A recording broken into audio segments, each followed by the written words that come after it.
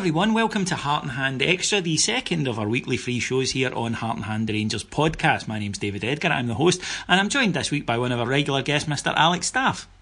Hi David, how you doing? I am good, my friend, I am good. Let's start then with, before we get to the preview, obviously, of Sunday's match against Hamilton, let's start with the big news of the week, which was the announcement that James Tavernier has signed a new 3.5-year deal with Rangers, which in real terms, in terms of extension, works out about a 2-year deal because he was out of contract summer 2019. But good news in your eyes? Very good news, yeah. He's proved quite a bit this season, in my opinion, to probably become first name in the team sheet, really.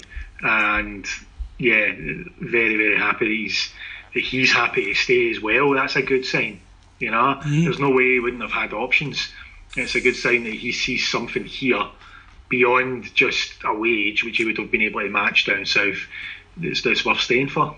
He spoke today. It's interesting, before we come to, we will get into that about what it says about him, but he spoke at today's press conference, which is available on Rangers YouTube channel and RTV for those of you who want to go and check it out.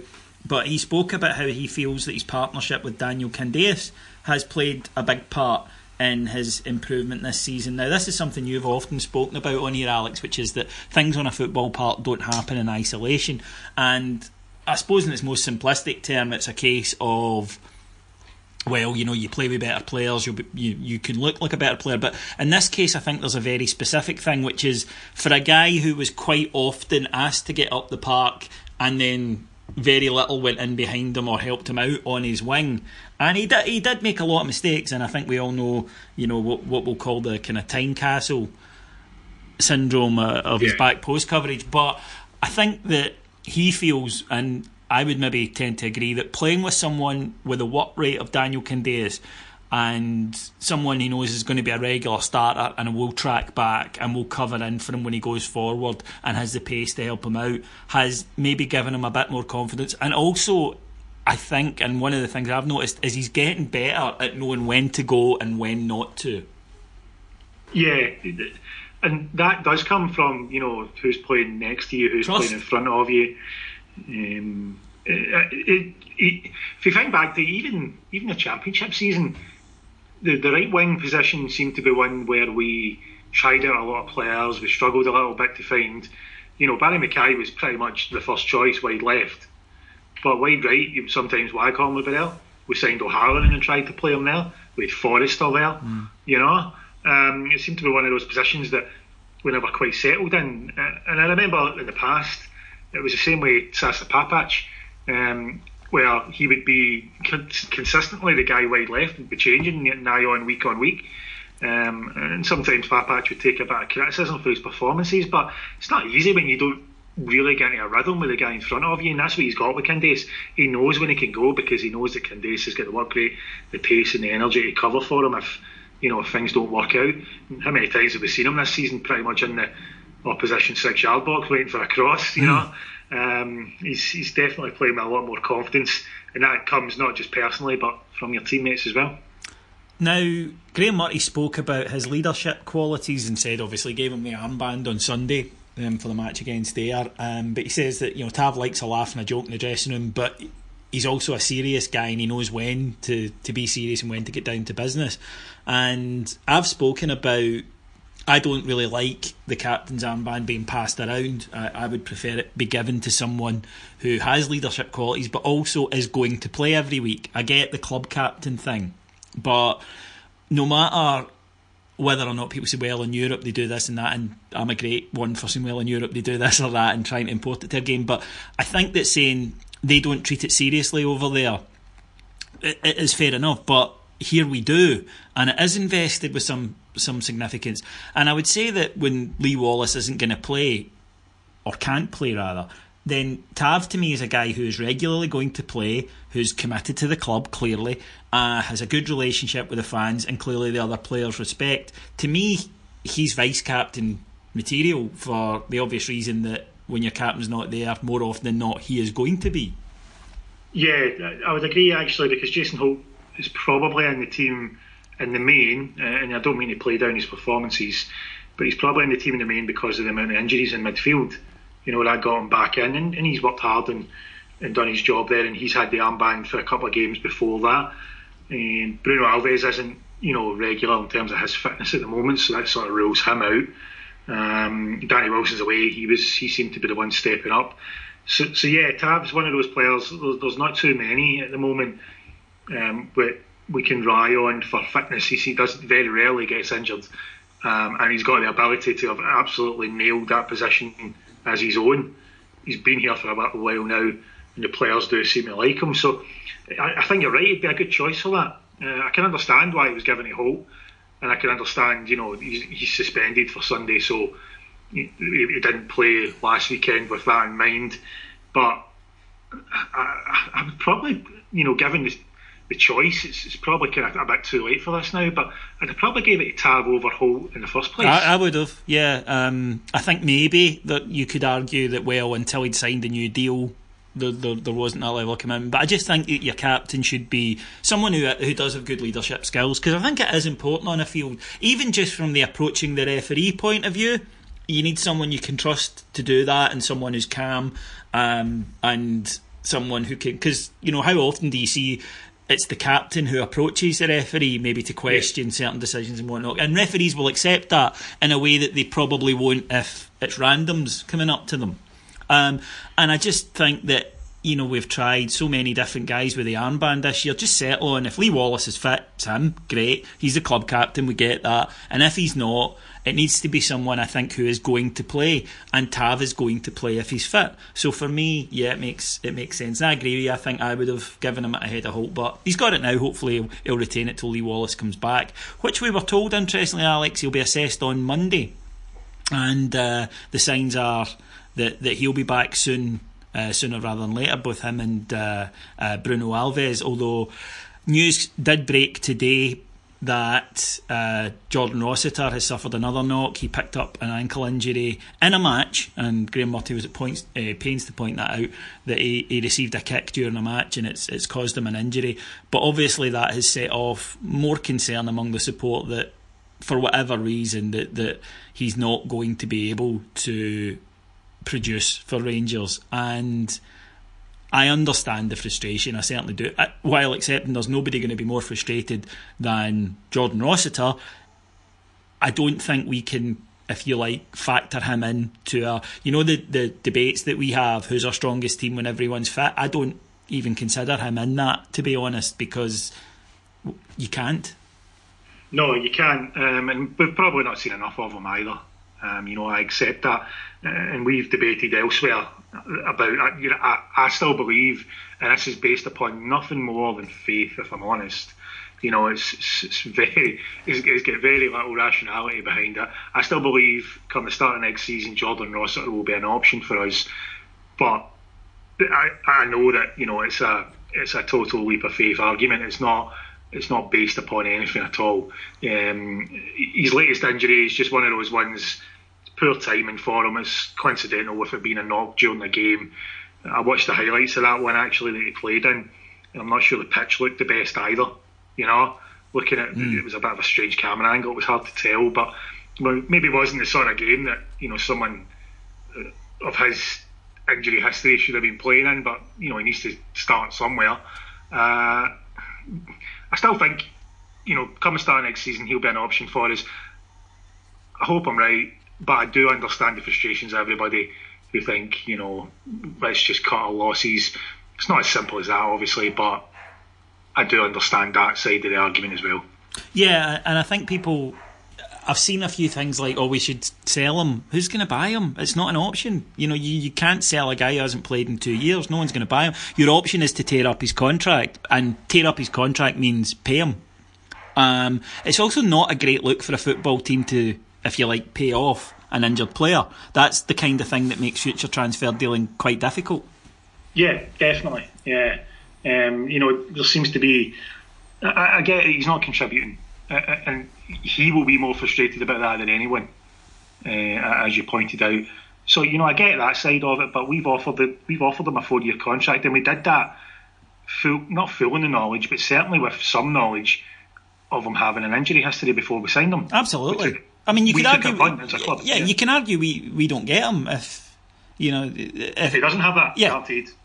Yeah. Given his potential, you know, I think that would have been pretty much a certainty. Liverpool were offering him a contract, but you know, he felt he needed the move. But I think he would have got, you know, if he would have maybe been given a bit more by Liverpool if they were a bit more confident in, you know, his fitness, etc., and he would have stayed most likely. So yeah, we've taken a punt on him, and I get it, it's not worked out. I understand that, but you're right. It would be a little bit callous of the club to just say, sorry, Jordan, see you later.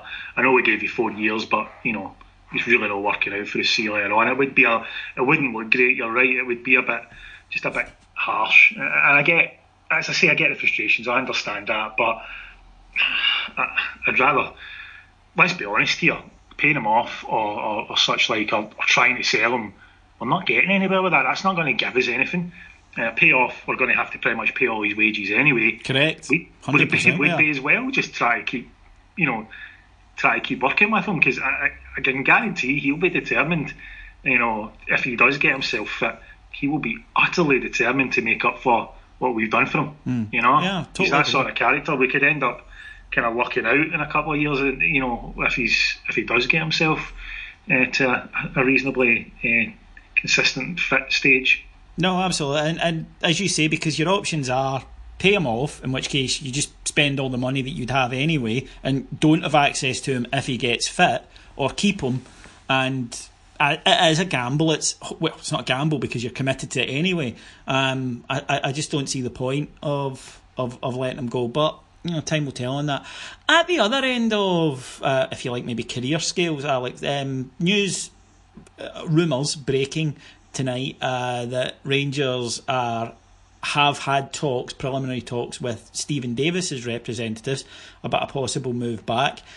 Stephen Davis, who of course has done very well at Southampton, but seems to be out of favour currently with their current manager. I'm not sure for how much longer he will be their manager, given their form. But some preliminary talks with Rock Sport Radio reporting, but suggesting that Graham Murty would prefer to go a more youthful route. What are your thoughts on a potential return for Stephen Davis? I'm torn on this one, if I'm honest, because you know the initial reaction, a lot like yourself and most other Rangers fans, is to think, yes, get him back now. Stephen Davis will clearly become the best player at our club and potentially the best player in the league.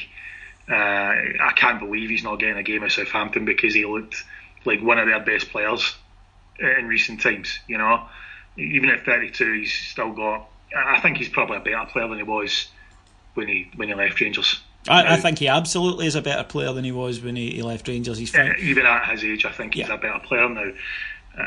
But then there's the other side of me where I have to accept biting the bullet here, because I've made this argument that thinks, well, you know, from a longer term perspective and from Graham Murty's perspective, if we're looking to build something and it's going to be a 5-year project, is Davis going to give us 5 years? Potentially, but we don't know. But Alex, do you need everyone to give you 5 years in a 5-year project?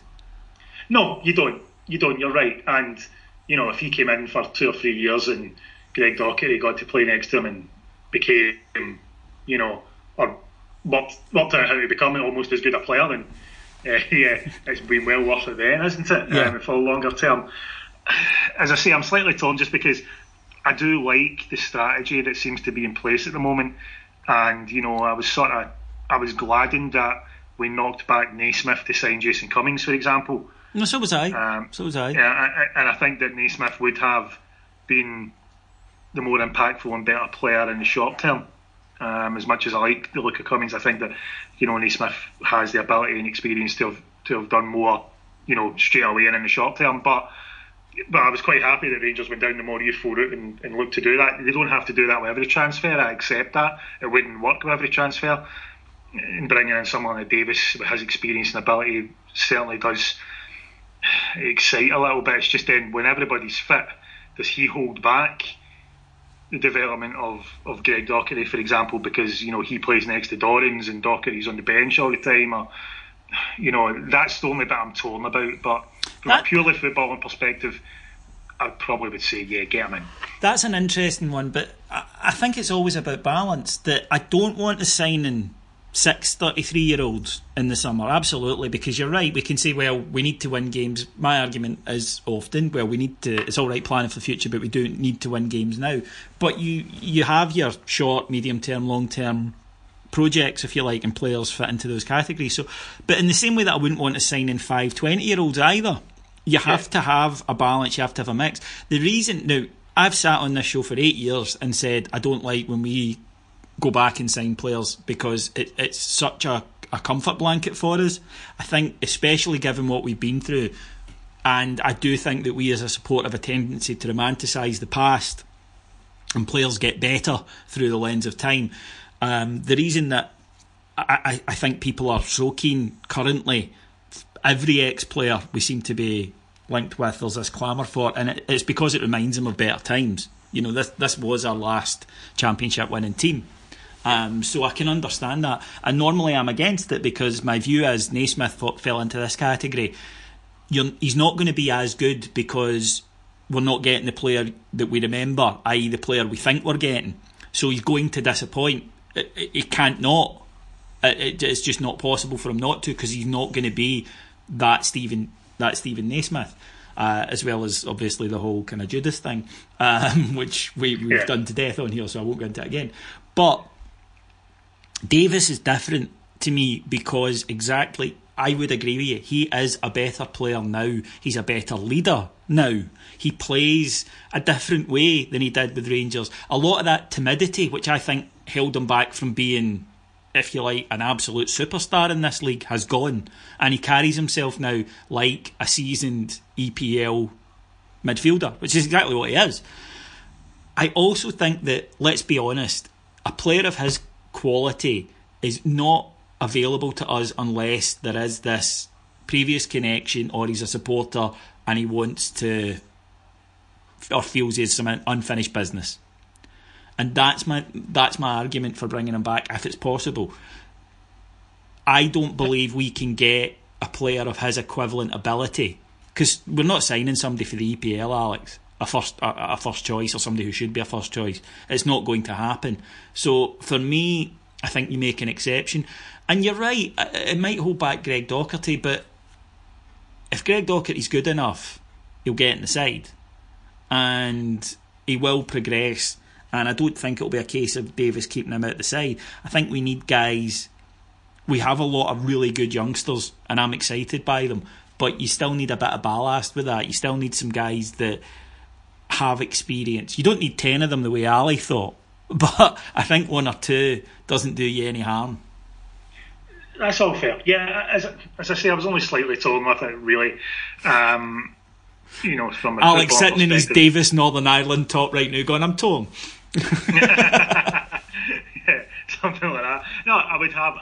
Yes, I think you're right. You're absolutely right in terms of quality. He would clearly be the absolute maximum we can get in any realistic way because of his previous connections. And he probably does see a move up here as a little bit of unfinished business after the way everything went. He said himself, if things hadn't went as they did, there was a good chance he'd still be at Rangers. He said that in the past. So, yeah, you're right in that. And in that respect, I sort of defended the Bruno Alves signing in that respect as well. We're just getting a top-class player here who, we normally wouldn't be able to get, so let's take advantage of it while we can. Yeah, I mean, I guess I'm not even playing devil's advocate. I'm just biting a bullet as such. When I know that I can't argue, or I can't really strongly argue against signing, Naismith, because we could go and get Cummings and then say, but let's go and get Davis. But you're right. I think you can. Situation. Yeah, I know. I think you can. If you'd asked me at the start of the window, you could have Cummings or Naismith. I'd have said Cummings. I'll be honest. If you'd said to me you can have Davis or Docherty, I'd have said Davis. I think we can judge each one by its individual merits, and if you can have both, then that would be absolutely ideal. Yeah. But time will tell. As I say, that's these are just rumours at the moment. We have a match on Sunday, Alex, which is the main reason that we're here tonight, of course, where we go to Hamilton. And first things first, that surface, I would rate it as not as bad as Kilmarnock's, but that's about the best thing I can say about it. It's damning it by faint praise, isn't it? It really is. No, it's not. It's not ideal. Unfortunately, it's just the nature of Scottish football, and one of the realities of it. Clubs like that at the moment need that sort of surface for income, but yeah, it's not great. It's better than Kilmarnock's. I would say you're right there, and we played well on it earlier in the season. We did. So that's a good sign. But yeah, if it was the way Scottish people could afford it, we'd much rather it was all good grass parks. Definitely. No, absolutely. Now, going there, as you say, Jason Holt suspended. We are a little short in midfield, so I would assume that would mean that Greg Docherty stays in the side. And I wonder if that leads to any sort of tactical change. We finished last week with what Graham Murty in his press conference described as effectively a 4-3-3, and I wonder if, because of our lack of bodies or options in the middle of the park at the moment, we might see something similar. I think there's only going to be two potential options, and that's to start pretty much with the team that started against Ayr United, in that sort of diamond midfield shape, or bring Candace back in and get back to the 4-2-3-1 at the expense of Cummings, probably. You know, that's the change I can see. Yeah, I can see that, and to be honest, I think it's justified in some ways. By the way Candace has been playing of late, he's really been making a big impact in games, and I think that I like Cummings. I hope he absolutely makes it. And I do think that if Murphy's going to play both Cummings and Morelos, he's found the right formation to do it, and at least it needs a bit of work, obviously, but rather than a 4-4-2 with Murphy on one side and Candace on the other, you'd get swamped a bit in the middle of the park. He's found the right system for two players like that, but I just suspect he's going to get back to that kind of 4-2-3-1 that I think he prefers it, in truth. Yeah, so do I. I absolutely agree. I think that all things being equal, if he can pick a side, then he'll go. You're right with that 4-2-3-1. I think that's his ideal formation. Obviously, personnel allowing. Now we have seen, if you like, almost the best and the worst of Rangers against Hamilton this season. A really good 4-1 victory at New Douglas Park the last time we were there. Shocking start, but after that Rangers played really well and put the game away before half time, really, and so much so were comfortable enough to play most of the second half with 10 men after Ryan Jack actually received a justified sending off. It's a rare thing. Yeah, it shocked us all. But the team then got a penalty, went 4-1 up, and were able to see it out fairly comfortably. But I do remember, of course, the 2-0 defeat at Ibrox, which is in a season littered with bad performances that either that or St Johnstone are the nadir for me, Alex. It was a poor result, but what I would say is it wasn't that poor a performance because we missed a hatful of chances. So I maybe should say it was a nadir in terms of results. But that performance compared to, say, St Johnstone was significantly better up until, having missed all these chances, they scored and we shat ourselves. The most frustrating part of the Hamilton one was the way that the team crumbled at 1-0 down, because we were playing good football. And yeah, we missed an absolute hatful of chances, and that's part of the game. You've got to be criticised when that happens. But we were playing nice stuff, we were creating plenty of chances. The minute we went 1-0 down, and if you remember, it was a howling mistake, obviously, by McCrory, the whole team seemed to absolutely panic. Yes. And it all became long balls and just aimless, absolutely aimless. And we just abandoned what had, been dominating the game for us. One of my pet hates, one of my Rangers' pet hates, that you're playing a certain way and getting success, something goes against you, and you stop doing the thing that was getting you success. Yeah. If Rangers keep playing the way they'd been playing before that Hamilton goal, we win that match. But you're absolutely right, they panicked, immediately went to long ball.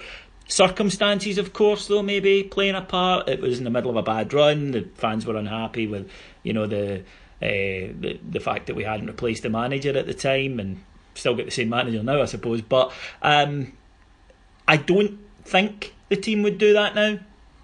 I think there's a few stronger characters in there. The likes of Russell Martin, for example, and Jamie Murphy, they don't look like the sort who panic under that sort of pressure. In fact, like a lot of the Patreon listeners, I thought Jamie Murphy was our best player against Hibs, and that was a game where we were chasing it from 1-0 down.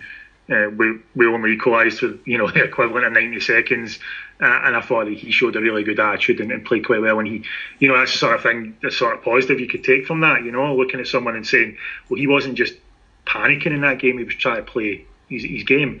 And I think Russell Martin's kind of similar. He's not the type to get too wound up. So I think you're right. And the team's a bit more confident in general right now. So yeah, I think you're right. If it was a bit of a setback, they wouldn't be quite as bad.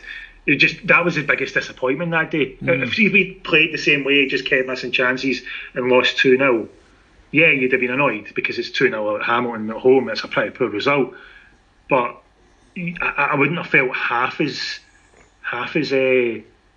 angered, I'd say, by it. Yeah. It was just going 1-0 down and then seeing the absolute capitulation was just, it really, really was disappointing. And if it wasn't for just how bad we were the entire game against St Johnstone, that probably would be one of the worst performances of the season. But the St Johnstone game was abject anyway, even though we were 1-0 up. Yeah, we scored a goal then and we stopped as opposed to the opposition stopping us that day. So no, I'd agree with that.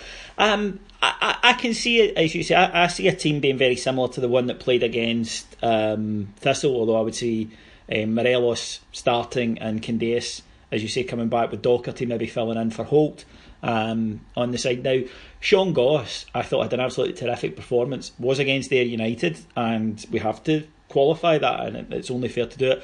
But if you're hitting good accurate passes, it's because you can hit a good accurate pass. Now, you would expect him not to get as much time on the ball in a match like this, but he looks the type of guy to me who can find that wee extra half-second Alex that allows him time to pick out a pass.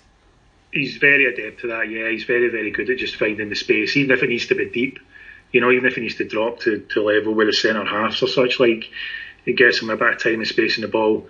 You qualified it by saying it was only Ayr United. I would further bag your view up by saying that was a horrendous pitch and the wind was affecting the game hugely, yet here was a guy who was unflustered by his touch, pinging the ball about like it was no problem at all. That's a really good point. The weather was horrendous. The wind did have and it was a potato field. You couldn't sit and make lovely crisp wee 3-yard passes on it because exactly, yeah. And he still looked like an absolute player. That's a good sign. So yeah, you're right. He won't get as much time and space on this one, but it'll be interesting to see his range of passing on one of those pitches where the ball doesn't skip away quite as much if the pitch is a little dry. It'll hold up a little bit more on the bounce when he plays one over the top. That could be something that we'll look to exploit with runs from Windass from a little deeper and stuff. Have that ball coming over and it's not going to quite skip away as much, as long as it's not absolutely scalping with rain on Sunday, which is a distinct possibility. Yes, of course. Now, looking around the team at the moment, we are playing with a bit more confidence. We were able to take a setback last week and not panic and go in and play better. Hamilton are a tough team to really predict because they are one of these sides who are capable of some very good performances. They've shown against us, in fact, this season, capable of some very good, resilient performances where they play some nice stuff. They have a couple of decent players. David Templeton, of course, formerly of this parish, being one of them that can create stuff for them. And they have other days where they look like they've never met. I thought the game that, we played them there earlier in the season, the 4-1 game, after they went 1-0 up, there was that spell where we started battering them, and you're right, they looked as though they were terrible. They were absolutely terrible at the back, especially. And then they come to Ibrox and do that in the second half. They are a strange team. You're right. It's difficult to actually predict how they're going to start as well. A big factor. We've now got their best player, or who was their best player, I should say, and Greg Docherty.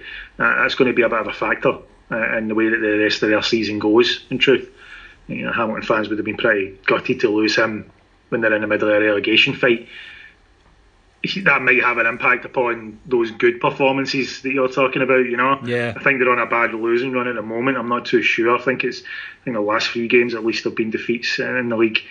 I think it's last 4 out of 5 or something like that. I think it's them or Ross County. If I was to have to pick someone at this point, I would say that have that kind of trend at the moment, and I think Dundee have enough about them to get out of it. And I worry for both Hamilton and Ross County that I don't really see where the guys to dig the performances and the results out for them are. In much the same way we spoke earlier about Jordan Rossiter, David Templeton, although capable of some excellent performances on occasion, isn't a guy you can rely on. He may do it certain big matches, of course, but he's never been a player his whole career that you could pin your hopes on. And that's why he's at Hamilton, of course, that injury problems as well. So they are a tough side to predict. And with that, Alex, I'm going to ask you to predict. How do you see it going? I actually think it will be a little bit similar to the Partick game. We'll win 2-0 again, and it will be, pretty good. Actually, I thought the second half against Partick was pretty good. It will be similar to that, a slightly slow start. We'll be the better team and we'll win the game 2-0 in what will be described as a professional performance afterwards. Well, I would certainly take that. I'm a wee bit more optimistic. I would say we're going to win 3-1. Okay. I think we do. I think at the moment we look like a team who are playing with a little bit of confidence. The Hibs last 15 minutes aside, I think they look settled, and there's no reason for Rangers to go into this match on a pitch that, okay, we don't like, but it shouldn't hold any psychological fears after rattling 4 past this same opposition. As you say, a slightly weaker version of this opposition, and us, I would say, a much, maybe not much, but certainly a stronger, more cohesive unit than we were on that occasion. So I'm fairly confident that we're going to go there, and I'm going to go for 3-1 on that one. Nice.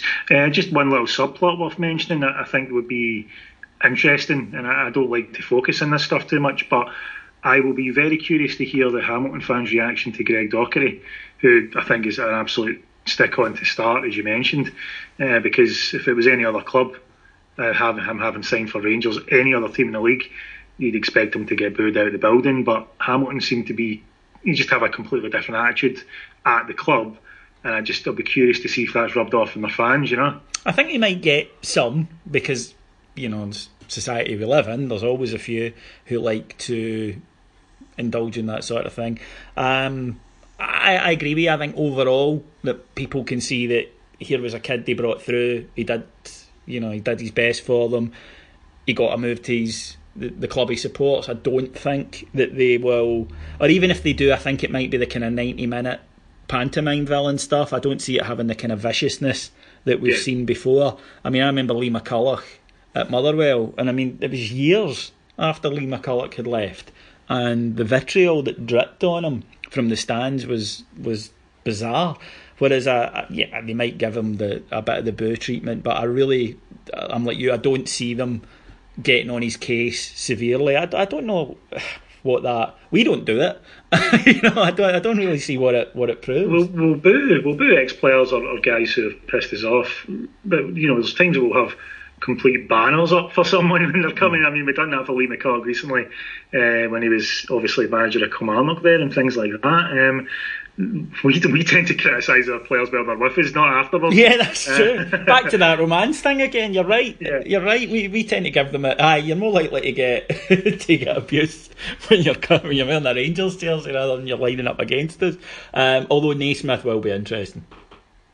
Well, I think the reactions to Whittaker, who hasn't played that often against us, to be honest, the reactions to Whittaker, I think you could add a fair multiplier to that for when Naismith shows up. I don't imagine that's going to go down well at all. No, I don't see it. Okay, folks, thank you very much for listening. If you want to hear more from us, of course, there's loads of content over on our subscription site, which is at patreon.com, patreon.com/Heart and Hand. This weekend we have an interview with Clint Hill, coming up, done by our boy Cammy. So very much looking forward to getting that up. But there's loads and loads of other content there. So much you couldn't shake a stick at it. But if not, we'll be back on Monday with a full review of the Hamilton game. So all that it remains for me to do is to thank our executive producers in London, Mr. Mike Lee and Mr. Paul Miles, to thank my guest, the lovely Mr. Alex Staff. Always a pleasure, David. Thank you. And to thank you all for listening. We'll be back on Monday. Till then, take care. Bye.